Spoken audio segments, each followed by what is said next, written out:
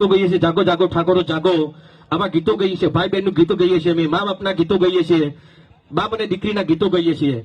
એ તમને જય માતાજી મિત્રો, આપણે એક નવા વિડીયોમાં તમારું સ્વાગત. મિત્રો, થોડા દિવસો પહેલા ગાંધીનગર વિધાનસભામાં ગુજરાતના તમામ કલાકારો બોલાવ્યા હતા, પણ ઠાકોર સમાજના કોઈ પણ કલાકારને બોલાવવામાં નતા આવ્યા. એટલે આપણા વિક્રમભાઈ ઠાકોર થયા નારાજ, અને હવે વિક્રમભાઈ ઠાકોર રાજનીતિમાં આવશે તેવું વિક્રમભાઈ ઠાકોર કહે છે. અને વિક્રમભાઈ ઠાકોર શું કહે છે જુઓ આ વિડીયોમાં. અને આગળ હું વિડીયો બતાવું તે પહેલા તમે અમારી ચેનલમાં નવા છો તો અમારી ચેનલને સબસ્ક્રાઇબ કરી લેજો.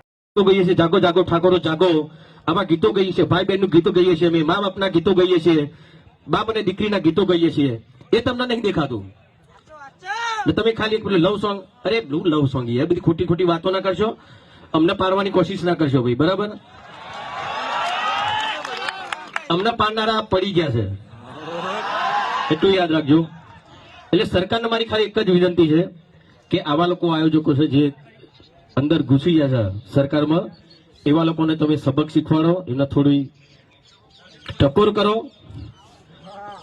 કાઢવા તો કાઢી નાખું, હું એવું નાખું, મારાથી ના કહેવાય બી, બચારે એમનું જે બી હોય કાઢતાની પણ ટકોર કરજો. અને આગળ આવી કોઈ સારી સારી ફિલ્મો આવતી હોય કોઈ પણ કલાકારની, હું છું